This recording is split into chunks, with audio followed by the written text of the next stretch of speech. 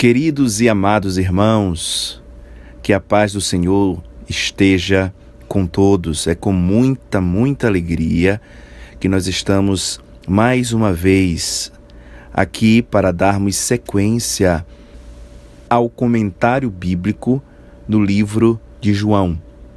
Eu me chamo Pastor Ottoni, estamos servindo ao Senhor em Teresina, Piauí, juntamente com o pastor Antônio dos Santos. Hoje nós vamos falar sobre o capítulo 14 de João. E que grandes lições nós podemos tirar do capítulo 14 de João.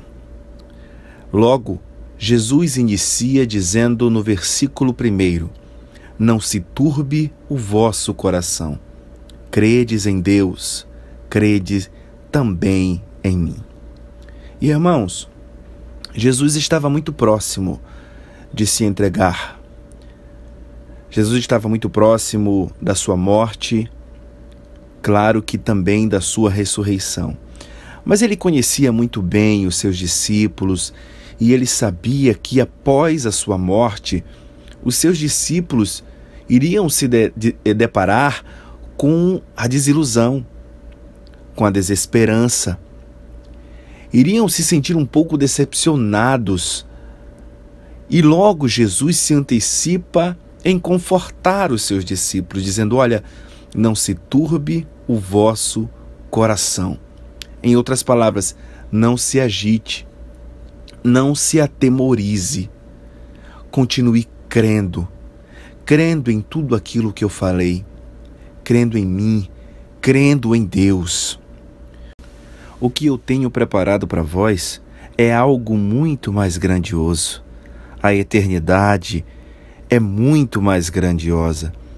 Nós sabemos que os discípulos, eles também tinham uma expectativa de um reino terreno, que Jesus reinasse aqui nessa terra.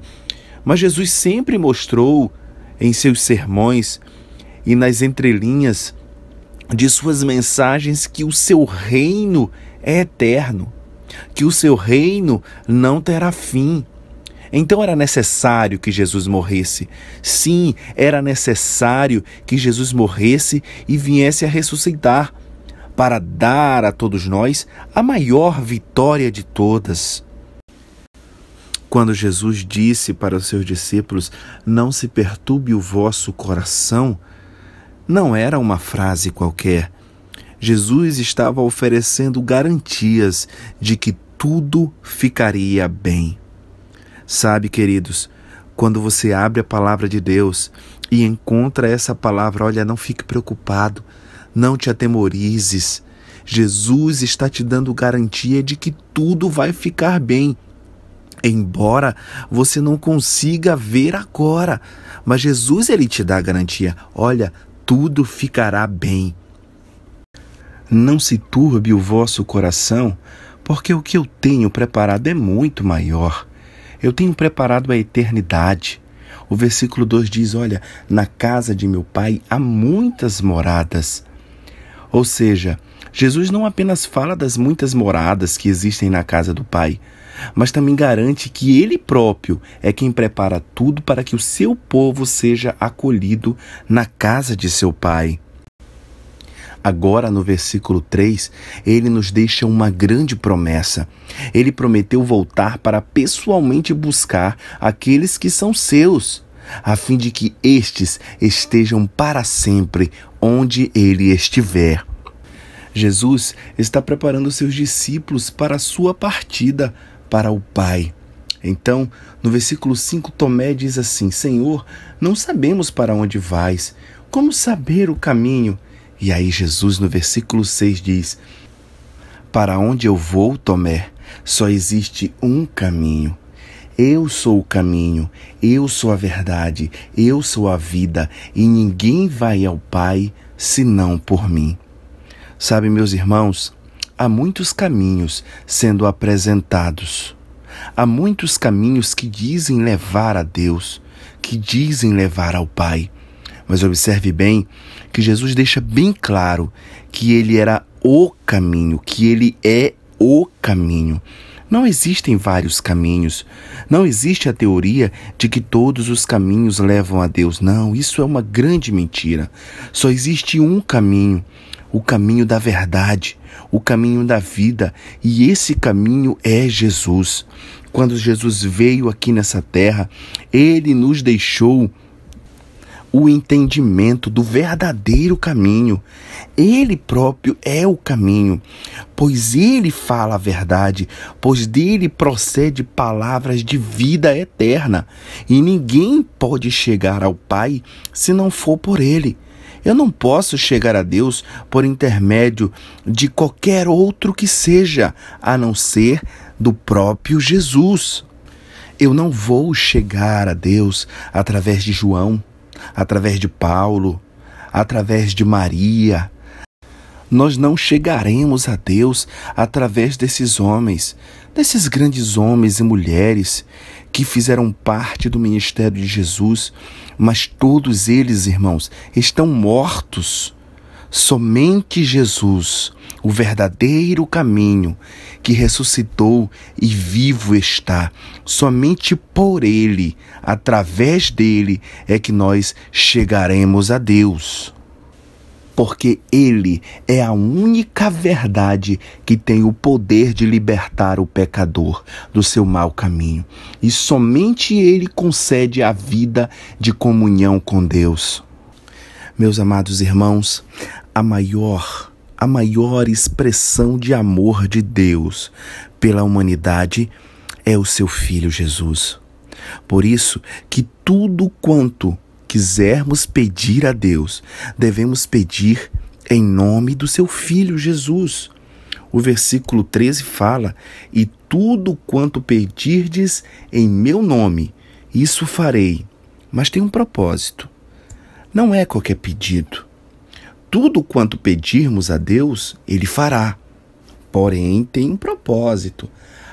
Tem um fim, tem uma finalidade, a fim de que o Pai seja glorificado no Filho. Versículo 14. Se me pedires alguma coisa em meu nome, eu farei.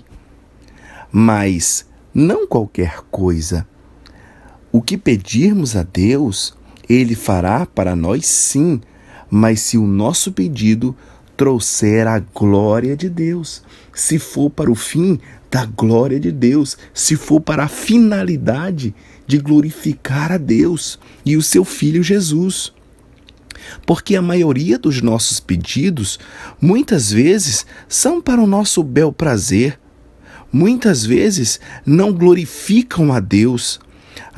Talvez o maior momento que passamos em oração são para benefícios próprios, são para pedidos apenas nossos, apenas próprios e não espirituais, e não pedidos que vão trazer e glorificar o Senhor em nossas vidas.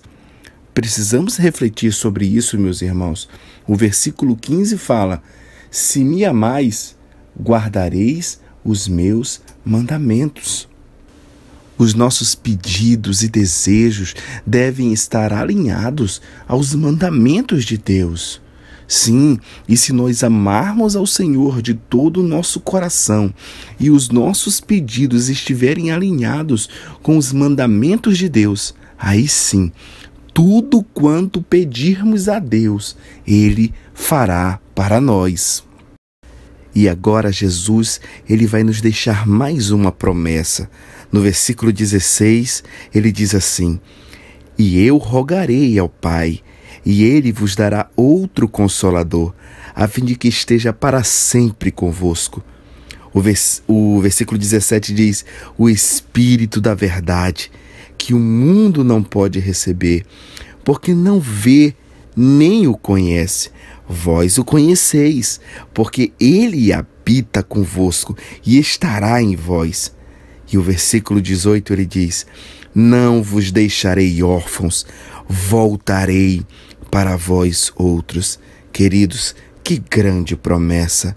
Jesus diz: olha, eu estarei indo, mas eu não vou deixar vocês sozinhos. Eu não vou deixar vocês órfãos. Não, o Pai vai enviar outro Consolador, o Espírito Santo. Sim, o Espírito Santo que vai ficar dentro de vocês, que vocês o conhecem. O mundo não irá conhecê-lo, porque o mundo não conhece a verdade, mas vocês conhecem a palavra de vida eterna que eu vos dei, e deixarei então o meu Espírito Santo habitando dentro de vós.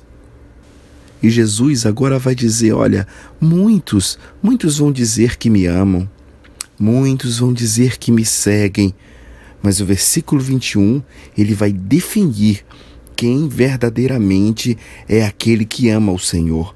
O versículo 21 diz, aquele que tem os meus mandamentos e os guarda, esse é o que me ama. Ou seja, não só aquele que tem o mandamento, mas aquele que pratica o mandamento, aquele que guarda e aquele que pratica o mandamento. Aquele que me ama será amado por meu Pai, e eu também o amarei e me manifestarei a ele. Então, de fato, a prova de que alguém ama a Jesus é, sem dúvida, a atitude de guardar as palavras que ele deixou, o mandamento que ele deixou. O capítulo 14, meus irmãos, é recheado de grandes promessas. Agora, no versículo 27, Jesus vai nos deixar mais uma grande promessa. Ele diz assim, deixo-vos a paz, a minha paz vos dou.